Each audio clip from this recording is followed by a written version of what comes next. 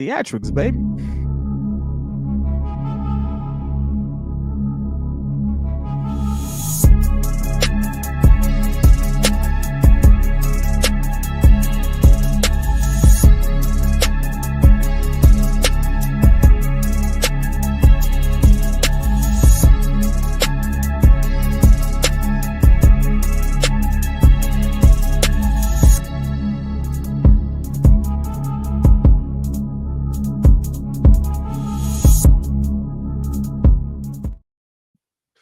Breeze Nation, what is good? It's your boy Pat the Designer back at it again. It has not warmed up in the basement.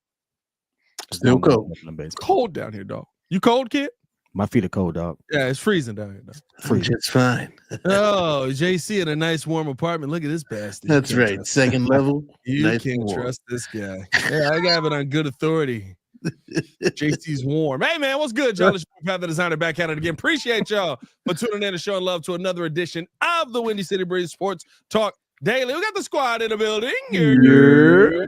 As always, man, the pettiest man alive, Mr. P Kid, Mr. Media himself, Jordan JC, back at it again. It's your boy Pat the Designer. Got a lot to get into on today's show from one specific article, but a few different topics because, dare I say, ESPN may have predicted a worst case scenario for the Chicago Bears, at least in the public perception. We'll break all that conversation down. And then a couple of moves that they want to see possibly happen that could not work in the Bears' favor.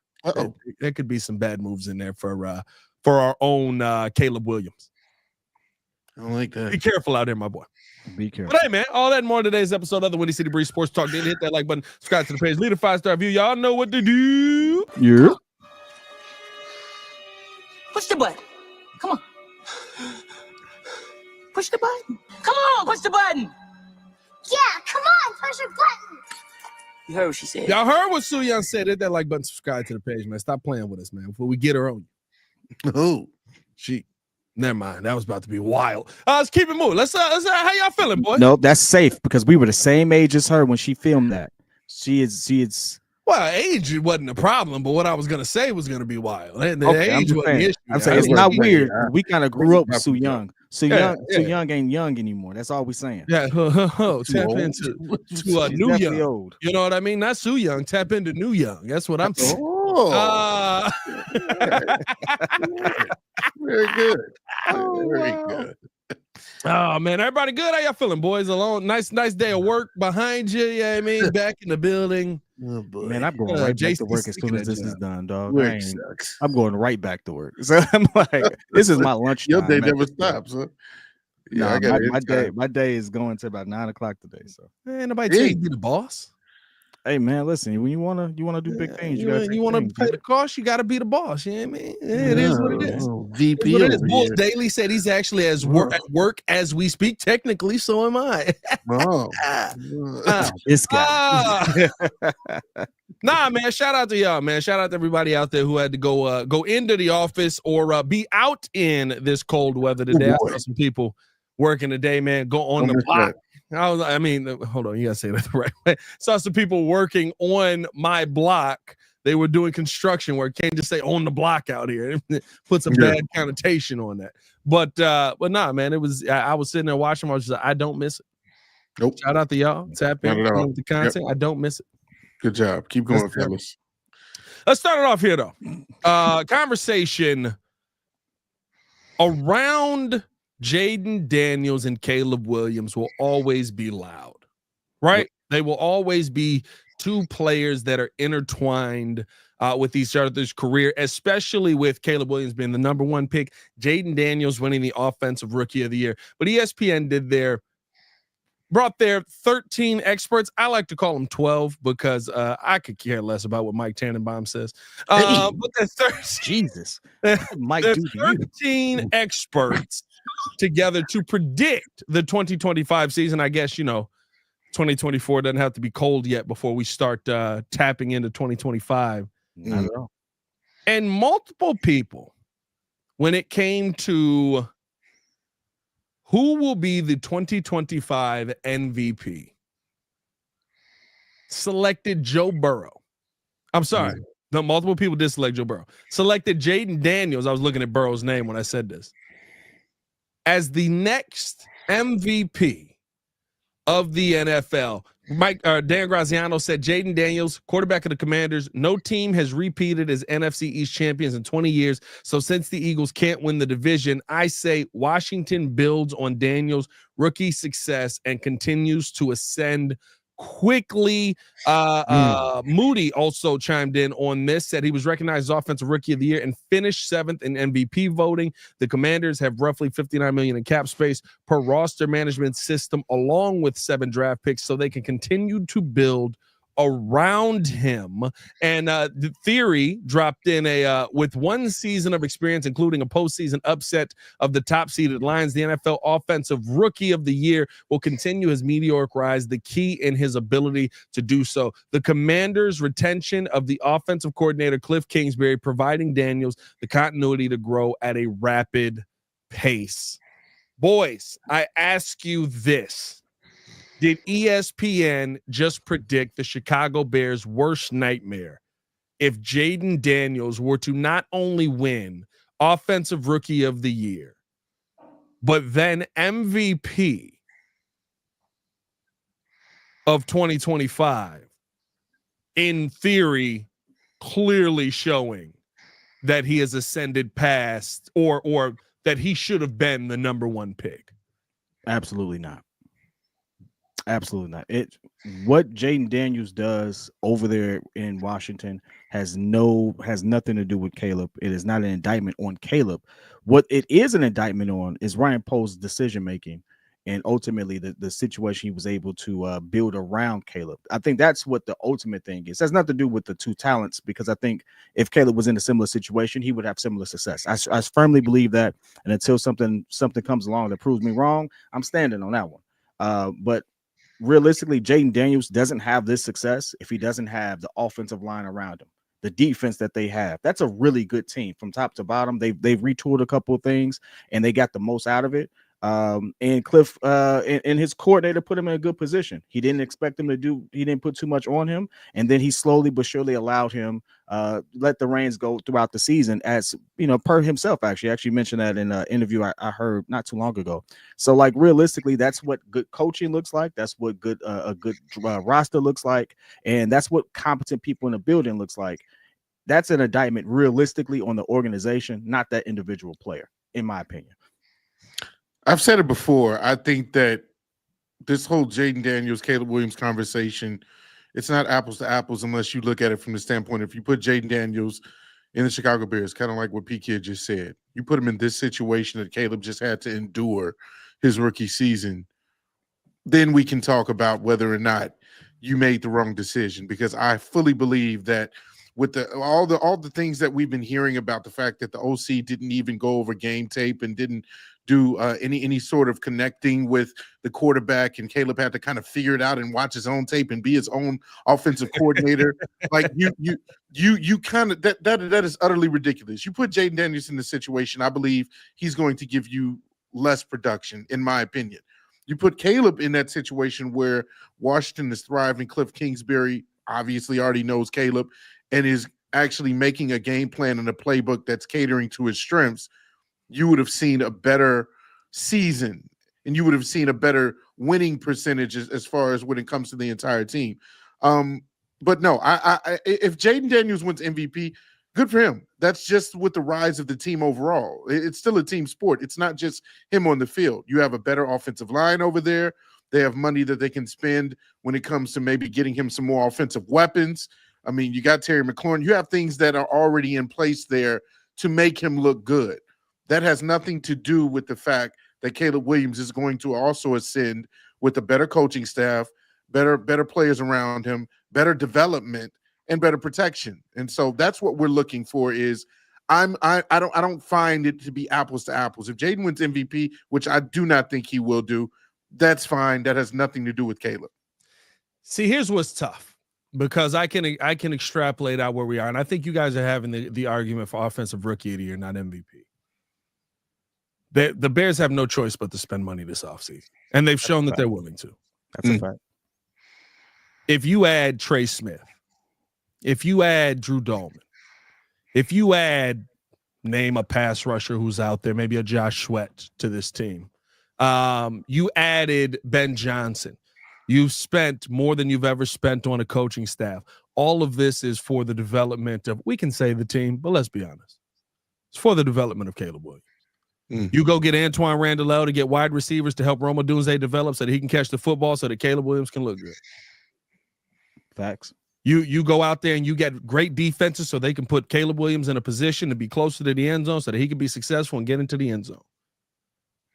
If Jayden Daniels wins MVP with everything that we expect the Chicago Bears to invest in this team, that would be the Chicago Bears' worst nightmare, because it would be clear cut that with all of that, after another season of development, Caleb Williams is still clearly behind Jayden Daniels, because now you're leveling the playing field. Now you're saying we're giving you the coaching staff that Jayden had. That's what these hires are this offseason. Now you're saying we're going to give you the offensive line. That's what the expectation is around this team. And I will say this, right? Like, not to say that everything is going to happen. I don't know what's going to happen with Trey Smith. I don't know what's going to happen with Drew Dolman. Mm-hmm. But usually when you hear these names consistently connected to the Bears, it means people are starting to hear something about what the Bears' plans are. It means they're probably looking to invest heavily, and those are two of the best offensive linemen out there. Now, again, like you said, PK, I do agree. Ryan Poles' decision-making could be, I like this Trey Smith guy, but what about a Mekhi Becton? That's a different conversation to be had. Still a good player, but his best season is when he's paired up with one of the best offensive lines out there. Can he be the leader, right? I like a Drew Dolman, but what about that Ryan Kelly guy? You know what I mean? If you go with the second options, then maybe we can have that conversation. But even then, you're giving a clear upgrade over what Caleb Williams was behind then. I think that it would be very extrapolating this out a year from now. If we're talking about Jayden Daniels as the MVP, it would be very difficult for us to say Caleb Williams wasn't given the assets that he needed to go out there and compete at the level that Jayden Daniels should be competing with. As a matter of fact, if we're being honest, if you address the trenches, Caleb has the better setup and the better weapons. But he has a year less in the system. And that year, there you go. And that year actually means a lot. That continuity, actually understanding and things of that nature, that he's still a year behind in that respect. And so if they don't make any other changes, Jayden is still ahead in his development from a mental perspective, from how he have the camaraderie in the locker room and that group looks. Everything is just a step above, because everything for Caleb will still be relatively new. Yeah. That continuity. I mean, outside of your trenches, nothing's new. Well, I mean, I guess the coaches are new. The system is new, right? But even in that situation, right? Was last year not Jayden Daniels' first year in that system? Sure. He acclimated to it great. Quickly. Fresh out of college. Hadn't seen NFL snaps before. Caleb Williams is coming into a brand new system with a different advantage in a first year in a system. I've seen NFL defenses before. I've seen NFL pass rush. I've been hit by it a lot. I've seen NFL DBs. I've seen how NFL linebackers break downhill. I've seen what happens when your center falls over in front of you. And now I got this situation where hopefully my center's not falling over in front of me. I've seen all of that. And in my first year in this system, I should be able to take full advantage of it. Just like Jayden Daniels, his first year in the NFL, not seeing NFL defenses, not seeing NFL DBs, not seeing NFL pass rush, not seeing NFL linebackers, not seeing NFL defensive coordinators, was able to take advantage of it in his first year to the point where he made the playoffs and he upset the number one seed in the NFC North. A lot of injuries. I got to respectfully disagree, because the reason I have to this, it's kind of like a metaphor for life. Like, realistically, if you have the better tools, typically you'll have more success early on. Now, that doesn't mean that realistically Caleb can't catch up, shouldn't catch up, things of that nature. But if you want to just call a spade, yes, they both were rookies. They both came into a situation. One person had an opportunity to learn with protection, had the opportunity to learn with a competent staff to actually coach him through it. One person had to figure it out on his own. And so when you're in a situation where you're in a totally new situation, you're in this is the NFL, this is not college, and you are if the reports are true, he's creating his own QB room to go over film and stuff like that. Yeah. I'm pretty much leaving this kid to fend for himself and look at what he gave me versus look at what this person who was incubated to some degree was able to do. And if we just do it from a total statistical aspect, he didn't outperform Caleb. Realistically, I agree. They had more team success, but he didn't outperform Caleb. So it's like realistically, I look at this like, and I see what you're saying. This is a difference between offensive, rookie of the year or offensive player of the year versus MVP. I totally get where you're going with it. But even with that being the case, I look at like the situation with Josh Allen and Lamar Jackson. The argument for Josh Allen is he wasn't expected to do what he did with the tools he had around him, and look at what they accomplished. Yeah. And when you put it in that perspective, yes, despite the fact that this is Lamar's best year ever, when it comes to what a real MVP is, I can see why that would happen. Realistically, if you look at that, Caleb honestly did more statistically than Jayden did. His team and his coaching staff really just put him in a better position to win games from the actual record in itself. And we both have been here for that. Those one call games or the one drive moments that was just completely botched for whatever reason. Like realistically, we had like 4 or 5 games where like this could have went a different way, and we have a totally different conversation. I agree with that, but again, you're having the argument for offensive rookie of the year. He won that. We're done with that. We're talking about Caleb Williams not taking that level of a step in year 2, because you also have to take into account storyline.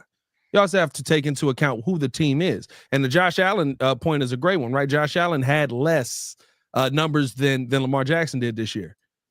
Lamar Jackson won it last year kind of on the same thing. I think this is Josh Allen's James Harden year, if we're being real. They had to make up for the fact that they didn't give him the MVP last year. But the Josh Allen conversation to me is apples to apples with this, because in that situation, Josh Allen did have less around him and made up for it. What do you get when Josh Allen, now a year into this, right, understanding everything that goes into this, now he's more comfortable with it? My point is Caleb Williams coming into year 2, he's going to be more comfortable naturally. He's going to know, man, that mug coming off the edge, he's dangerous. Yeah, I know what he brings. I'm going to be more comfortable. I'm more comfortable as an NFL player. Mm-hmm. Mm-hmm. I believe Caleb Williams has more talent than Jayden Daniels. I think Jayden Daniels is a phenomenal player. I believe Caleb Williams has more talent than Jayden Daniels. If we look at everything that was brought in this offseason and everything that should be brought in this offseason, and Caleb Williams still is a clear step 2, 3 behind, because it's going to have to be a wide gap, because the NFL wants Caleb to be that dude.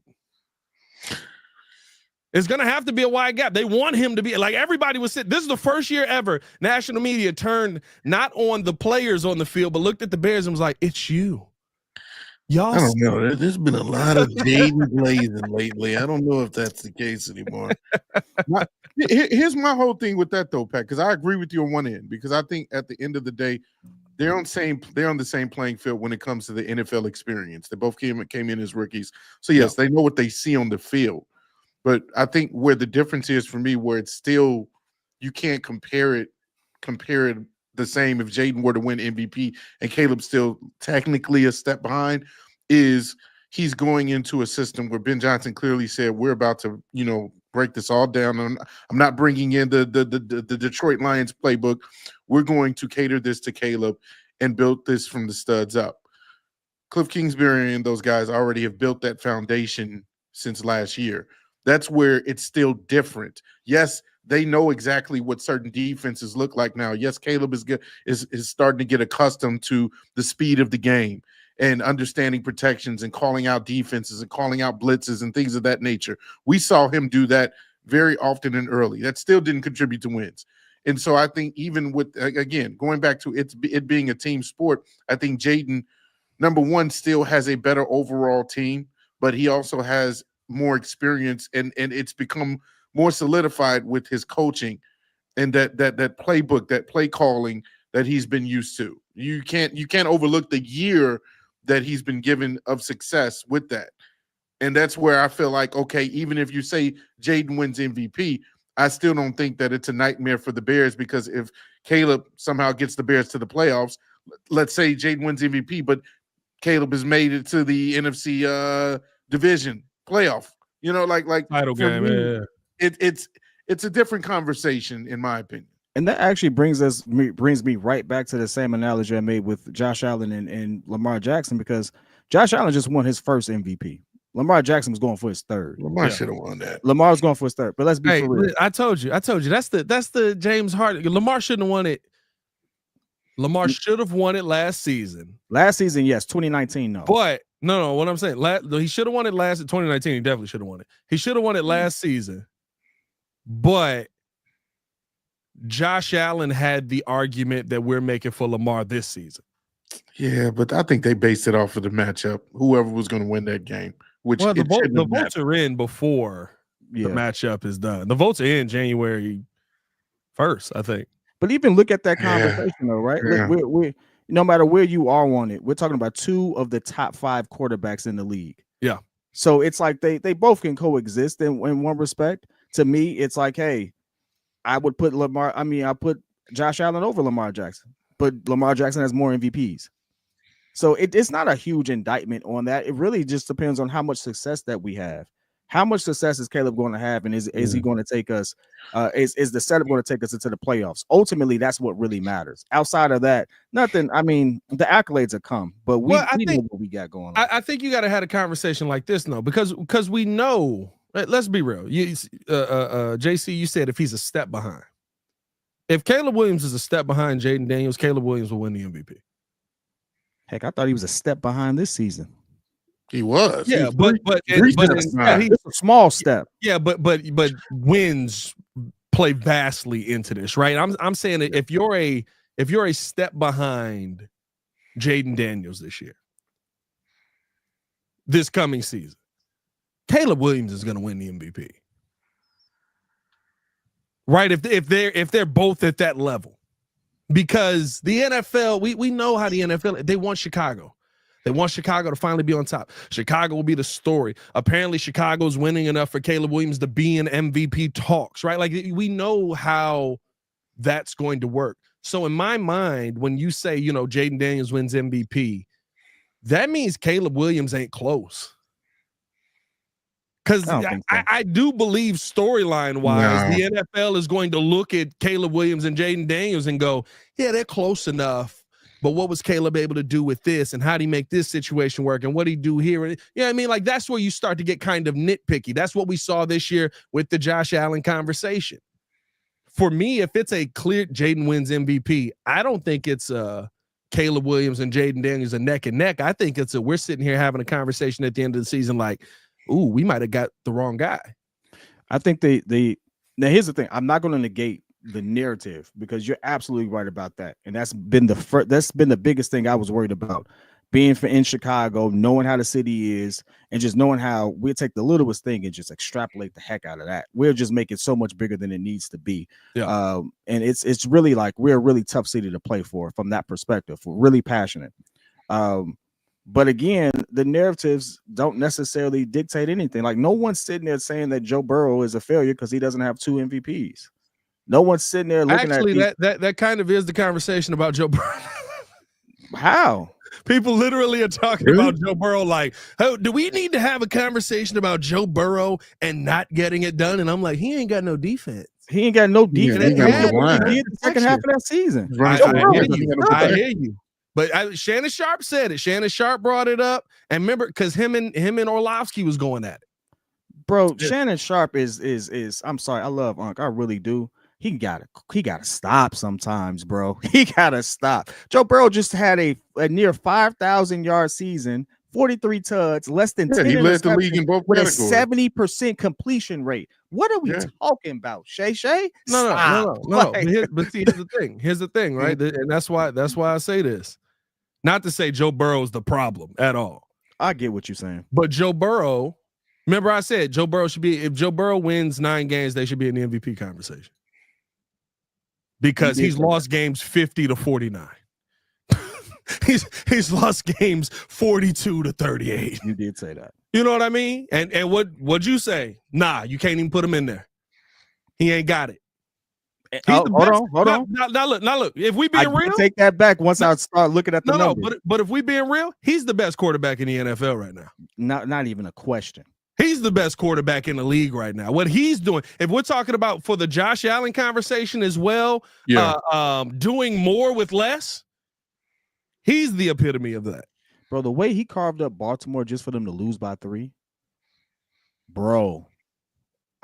To this day, I'm like, that's crazy. And that's what I mean. In overtime. That's what I mean. You know what I mean? Like when you have these conversations, especially if it is for Caleb Williams, if we're talking about Jayden Daniels being the MVP, we're talking about Caleb Williams with all of this invested into him, just like Jaden had this season and what he's going to get next season, being a strong step behind Jayden Daniels. Here's my question, because I just thought about this, and I got to give a shout out to Kenny in the chat. He mentioned this a while ago.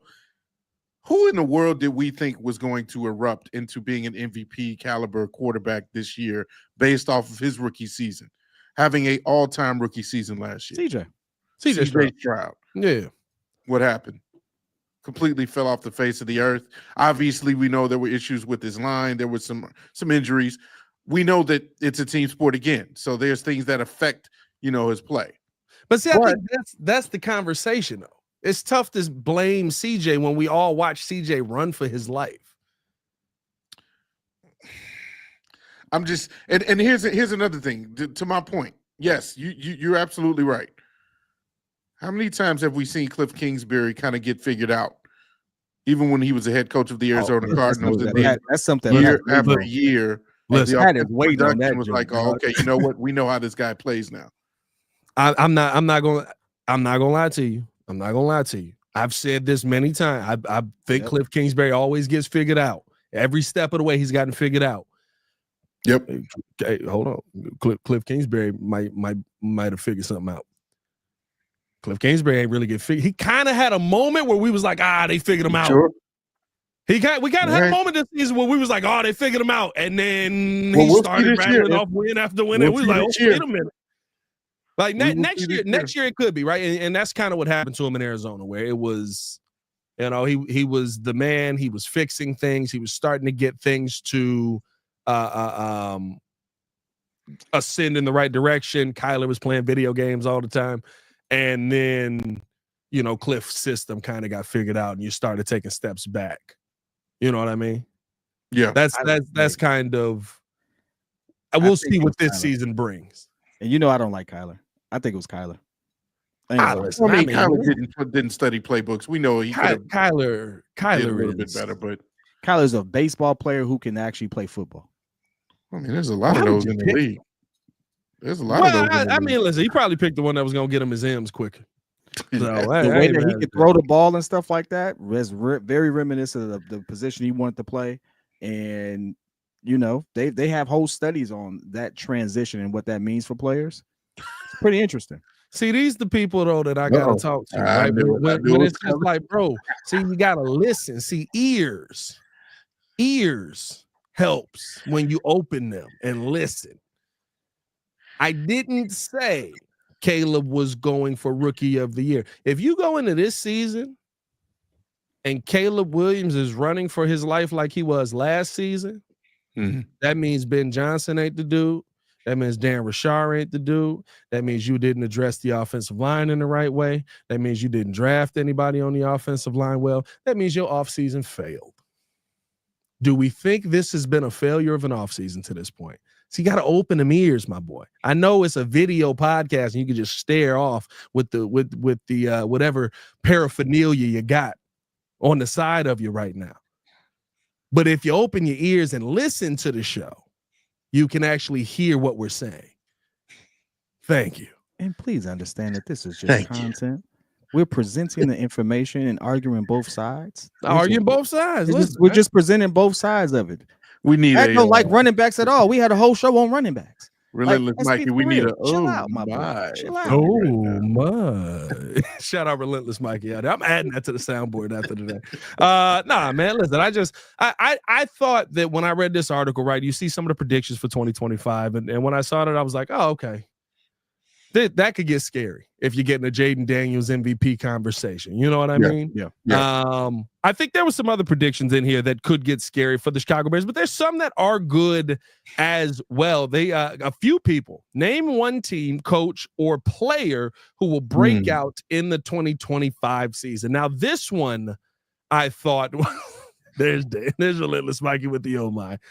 This one I thought was a very interesting conversation around Roma Dunze being that breakout player next year. Bowen brought out under Ben Johnson, I expect the Dunze to elevate his game as a 3-level target for quarterback Caleb Williams. And with Keenan Allen likely heading to free agency, Dunze will see a bump in volume as the number 2 opposite DJ Moore. And shout out Ivan Spells with the super chat with the preach pat. Appreciate y'all, man. Yes, sir. I have what Bears fans may say is a hard take on this. If we see a Roma Dunze breakout season 6 games into the year, Trey DJ. No, that was the heck are you talking about? What? That was Modest Buzella's first dunk right there. That was a miss. That was nuts right there, brother. I don't even want to talk about that trash. If I see another player on this team start to get going, trade DJ. Wait a minute. That's not what I said at all. That was Joe with that timpani. But if you see Roma Dunze 6 games into the year having a breakout season, Roma Dunze will be the Chicago Bears' number 1 wide receiver. I don't know how that will go over with Caleb Williams or with DJ Moore. I don't know. Yeah. I don't know how that will go over with the long term of DJ Moore being here. It may bring a trade. Hey, JC, as he goes right into what I just said. It may bring a trade. He just goes right into what I just said. Right there, you like 6 games in, trade him. No, I didn't say that. Trade him. Hey, I'm the number 1. Hey, maybe throwing him the ball all the time. What are you talking about? Hey, listen. You took a long no, because you just went to trade him. I don't want to trade him, but that depends on how DJ Moore reacts to it. Now, DJ Moore has always played ball really well, but I think that what we saw last season in those moments was Caleb Williams wanting to trust Roma Dunze, but the politics being in the way. But when it got tough, who that ball going to? It went to Rome plenty of times. Keenan Allen's in there as well. There's the one big play at the end. It's a DJ versus the Packers, but listen, that relationship is one I feel Caleb wants to build more on and just kind of has been held back from. Thank you, Red. See, he did say no. Then said, yeah, well, baby. No, I said things could. No, I'm trying to hear that. I don't even remember what Buddy Name was doing out here. You doing what Buddy did. It's not a visual, baby. Listen, I said if it gets to that point that DJ won out, DJ might want to be like, then you might have to do that. I'm not saying the Bears should do it. You just like get them out of here. Talented player comes in, F the other guy. Wait a minute, we don't need to do that. That's what happens with running backs all the time. That's a different position. Look at Pat get rid of him quick. That's a different position. Same thing happened. I just ran for 1,200 yards last season. We just drafted Saquon. You say? Don't you let a old $2 million over 3 years Ian Wheeler get to cooking this season. So you mean to tell me I got this kid on the rookie deal catching all these balls right here, Pauls, and I'm gonna pay you? Get up out of here. He already paid. Hey, listen, I got an old lineman. I need can I use this to bargain for somebody else here? That's all I'm saying. That's hilarious.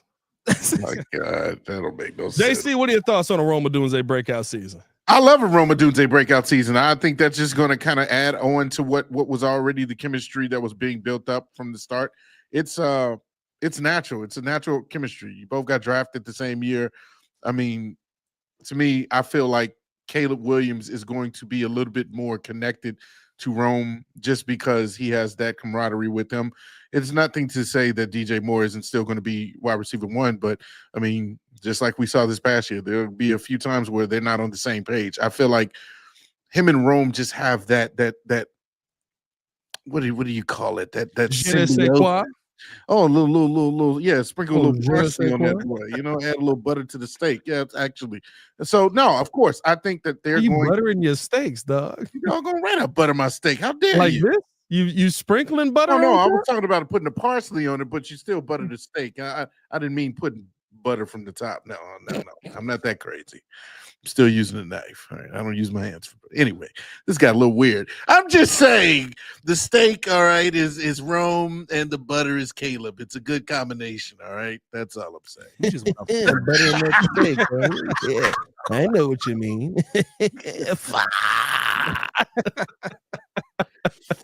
You guys are nuts. Kill, what's your thoughts, man? You just trade. Yeah, that's all you do. You just trading DJ. That's all you got on the road. Hey, if this has, I'm gonna be honest with you. If he even has the chance of being having a breakout season, I'm trading him now for Myles Garrett. I'm trying to figure it out. Don't y'all need somebody over there? Don't y'all want some? Hey, listen, wait, you trading DJ? Listen, DJ is on the block for me. I'm sorry. He's on a block for me. Jesus. That's nuts.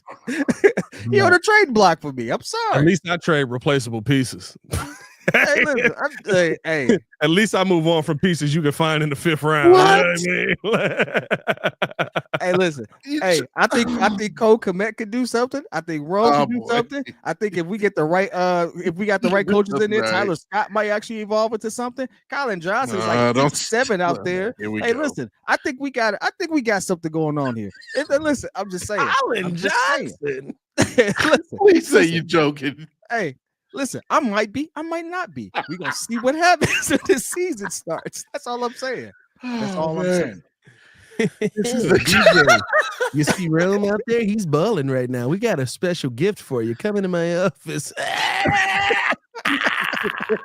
Take that with you, DJ. Hey, DJ, you were the highest paid player in Chicago Bears history, and we got rid of you. Thank you. That's all I'm saying. You need two receivers. You need the one main guy that can take the pressure off of the other guy to actually shine. I'm fine with DJ and Rome. I'm so confused. The DJ Moore slander is not where I thought this was going. I didn't think it was going. I had no plans on this going to DJ Moore slander. I'm confused. Hey, when I saw Caleb go to the rookie twice in critical situations in the same game, back to back, I'm like, where's DJ at? I watched that film. I'm like, where the heck was he at? I was looking for him. Yeah, but you lost both of those games. Meanwhile, the one that you got the DJ Moore over the middle versus the Packers. You won. Field goal.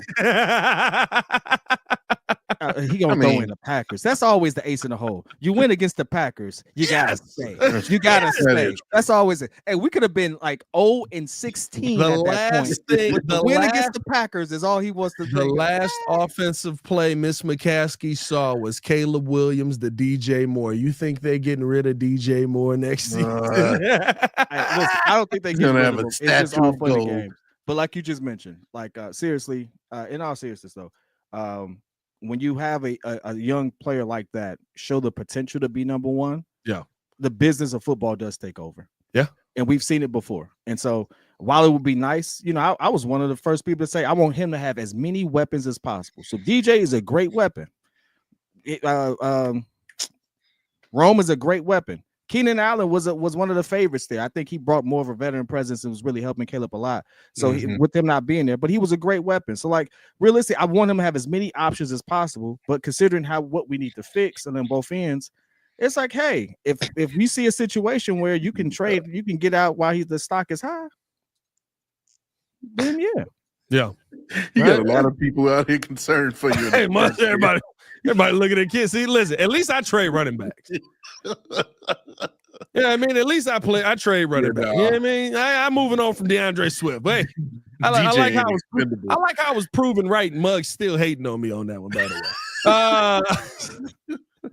Another thing that we saw in this article that I did think was interesting, and again, why I think sometimes you might need to play a little bit of chess. Now, the person we saw this from, again, Mike Tannenbaum. Y'all know how I feel about Mike Tannenbaum. Yep. What you Tannenbaum? Hey, what you mean? Tannenbaum, you know what my problem is with Mike Tannenbaum? Mike Tannenbaum like trashes what the Bears do at almost every turn. And listen, there's a lot to trash, right? But it's like this is almost his shtick. Oh, and Mike Tannenbaum act like he got this phenomenal record as a general manager. And he wasn't good. You know what I mean? Like I remember. Now let's take a look at this record here. Let's see what he got going on. I remember Mike Tannenbaum drafting some jokes. Yeah, Mike Tannenbaum. You know what I mean? Like, wow. I remember Tannenbaum drafting some jokes here, bro. Oh, like he always acts like he's got audio. Oh, you know, this is how it works in an NFL. And I get it. He's been in those NFL locker rooms. He's been in those. He's been at the head of an NFL team, right? So I'm not going to sit here and say that everything he's done in the NFL has been a failure. But Mike Tannenbaum act like he was the GM of the Patriots. It'd be like, bro, like I get that, like there's some draft advice there that we might need to take, but I got a chance to see you. I got a chance to watch you in person. I remember you thinking that, what was old boy name that the Browns took first? I can't even think of buddy name, but he was so trash, bro, and I can see his face. What year was that? About Johnny Manziel, like? No. He only had 1 year as the Browns GM. What makes you a bad GM from a records perspective? You built a team that continued to not be successful. Reason I ask, 7 years. Running back Trent Richardson? He only has 2 seasons under 500. And out of 7 years, he lost in the conference round twice and lost in a wild card once. So he has 3 playoff appearances, realistically. Well, more than 3, actually. I don't know. Maybe not as trash as we saying. Maybe that's where he's getting his confidence from. I don't know. Hey, listen.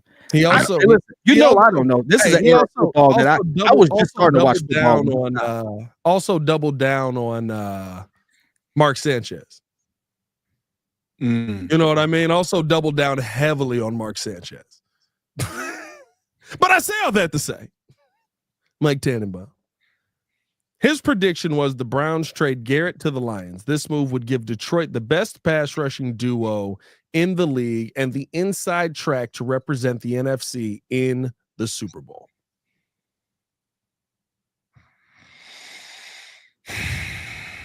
I mean, say that one more time, slow. the one thing that they didn't have was defense. Say that one more time, but he has a what? The Browns trade Garrett to the Lions.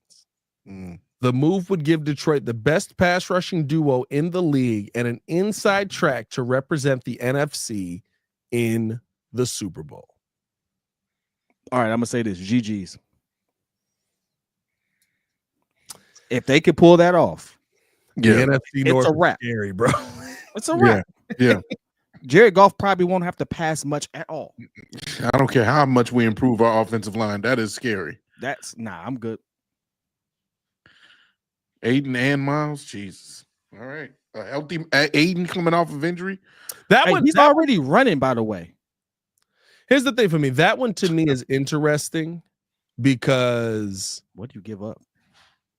Well, right. I mean, listen, they're giving up draft capital. You know that you can give it up, blah, blah, blah. And I think that the Browns would be intrigued to do that because a lot of coaching changes in Detroit. How's that going to affect the long term, right? Everybody laughed at Detroit for making the trade for Jared Goff and getting the draft picks. And then all of a sudden you were talking about a Rams tank season essentially, and the Lions had that pick. And that offers you Sam Laporta. That offers you the opportunity to get a guy like Jameer. Right? Like, that offers you more opportunity in the long run. So, like, I think that you can't sit there and just dismiss that the Browns would be interested in that. To me, that's where if you're the Bears, if you get wind of that, you got to play a little bit of keep away. You know if you get wind of that, you got to. And listen, right. I said I'd be all in on Myles Garrett anyway. Hey, who did we talk about earlier where we said we play keep away? We definitely doing it with this one. It was like Khalil Mack to the Packers. Oh, Khalil Mack to the Packers. We said you might have to play a little bit of keep away. Hey, if Myles Garrett is sniffing anywhere near Detroit, you give him $50,000 million to come to Chicago. Like I like, come on, man. You cannot have that pair. The way our division is set up, Myles Garrett lands anywhere but Chicago in our division. It's a problem. I mean, I'll let him go to Minnesota. Nah, I'm good. Nah, because that's a high-powered offense potentially with now a good defense. I don't want to see Myles Garrett twice. But Sam Darnold, bro. Listen, I think you got to keep him. I listen. I'm not a fan. I'm not a huge fan. I ain't seen much from him. It's just one season, but they figured something out with him. And when you got one of the best receivers, if not the best receiver in the league, legitimately, and he's a pretty good high pointer at that too. And he got a nice co-star. I don't know, dog. That offense. About Darnold. Yeah. Vikings should have around $60 million in cap. Ooh, they got the money to do it too. Nah. Yeah. Well, we do too. Hey, this whole offseason is going to be a bidding war. It's just a matter of what's most important to you for the trenches. Are you going for the offensive line? Or are you going for the defensive line? No, P said, I guess we get Mack and Garrett this offseason. No, you got to pick one or the other. But I'm going to tell you this right now. I'm living with Mack on the Packers if I got Myles Garrett. Yep. Hey, Pat, let me ask you this. Wouldn't Myles Garrett on the Vikings actually be personnel-wise, I get it, from like a roster perspective. But for the fact that there's still the same continuity, pretty much no real major turnover, so you don't have to worry about a dip there. Him on the Vikings is actually kind of like with Dallas Turner and that's like a anywhere he goes, I think it'll be nasty, honestly. That is just from the continuity standpoint of him, just like it's more plug and play as opposed to them figuring everything out with the new I think the GC. scary part about it is, can you allow? I don't care who the division opponent is. Can you allow a division opponent to get away with a trade for Myles Garrett? That's kind of the conversation for me, especially when, in my mind, it's somebody you should absolutely want on your team. And for the people who I keep saying this, right? We are. What's everybody say? We have so many holes. How many holes do we have? A lot. Center, guard, a lot. Left tackle. Center, guard, left tackle, right guard. Left guard, right guard, yeah, right? Yeah, edge rusher. Got 5 holes. A lot of holes. Yep. I was fighting the urge, dog. Yep. You get Myles Garrett, you got 4. Still spending money. I got money to spend still. Oh, baby. Dolman. You get Dolman. Maybe you get Trey Smith. I don't think you get Jacob both. Bailey. Jacob Bailey, I don't care about no running back. Shut up. I don't think you get both. Why can't you? I just don't think it works out though. I'm starting to think Trey Smith's going to stay in Kansas Trey Smith City. may not leave. That may be the difference. But if Trey Smith is available, I think you can definitely financially get all 3. Yeah, you can. And then in the draft. You figure out guard, you figure out, and listen, you might not figure out left tackle. You might roll out there with Braxton Jones. Oh, God. Well, if you get Garrett, you're giving up some considerable capital. So like that messes up who we draft. Like I don't think you're drafting in the top and for rounds 1 or 2. I think you could draft in round 2 this year. You probably wouldn't be able to draft. You would probably have to give up round 1 for this year and next year. You'll probably have to give up round 3 for this year. And whatever, right, a 4th and a 5th, whatever makes the money, or not the money, the numbers work pick wise. Add up, yeah. You know what I mean? On 39 and 41. That's the real conversation. Yeah. So realistically, we're talking about 2 positions, which Maybe you address it in the second round, maybe you address it in the fourth, wherever. That's where your scouting needs to come in. But I left this offseason with Myles Garrett, Trey Smith, Drew Dolman. Draft picks.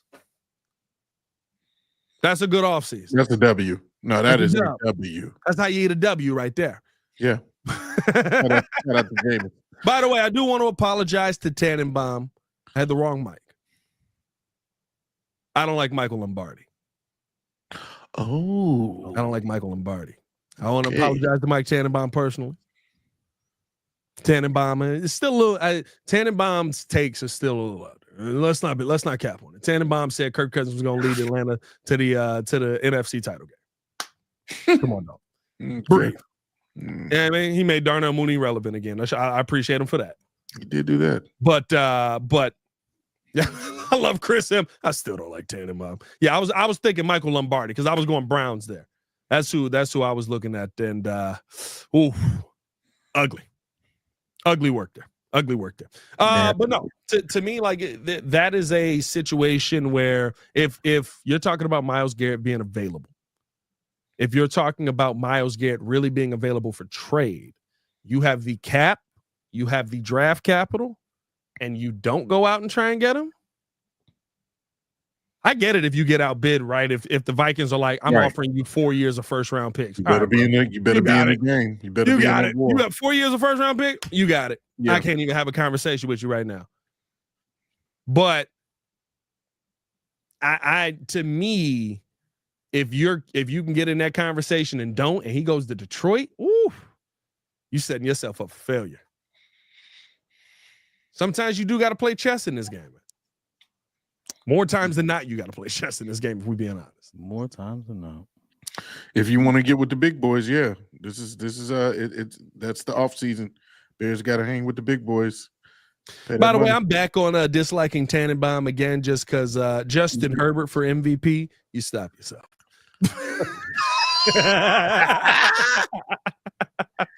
Interest you in a lad McConkey. I do love a McConkey. I'm not gonna lie to you. Got him as a keeper on my fantasy team. Did you now? Oh, right. I got McConkey and I got Bo Nix, both after 10. All right, not bad. Oh, I'm coming into next season firing, boys. Well, I'm keeping Puka and I'm keeping Kyron again. So I mean, yeah, you can keep all the Puka you want to keep. Cooper Kupp may not be there, so it's going. You can keep all that Puka. I got a McConkey, baby. Can you say McConkey? What's your gripe with Justin Herbert? Because I mean, realistically, hold on. You never like Justin Herbert. You know that. It's not a gripe. It's not a gripe. Let's be real though. Justin Herbert is really trending towards being Phillip Rivers. That's actually a good comparison. He was like Phil left and he was like, let me pick up the mantle. He's a great quarterback. Mm-hmm. If he continues this path, he'll be a Hall of Famer. It's a really good comparison, actually. It's not a bad comparison. And guess what? He might as well start up on them kids. He might as well follow the full no-kill path, dog. Man, Rivers got 19. He got a whole tribe of Rivers. Second year with Harbaugh. I can see it. He balled out. Listen, I mean, this being his first turnover in that offense, yeah, they did good. Yeah, he balled out. 23 tuds, 3 INTs, slightly under 4,000 yards, 65% completion rate. Yeah, you take him off that team, some of that stuff just don't work. You let go of what? Eckler, you let go of Keenan, Gerald Everett, like you let go of some pieces. No, absolutely. I can see it happening. And Mike Williams. And all I'm gonna say is right. Chargers versus Texans.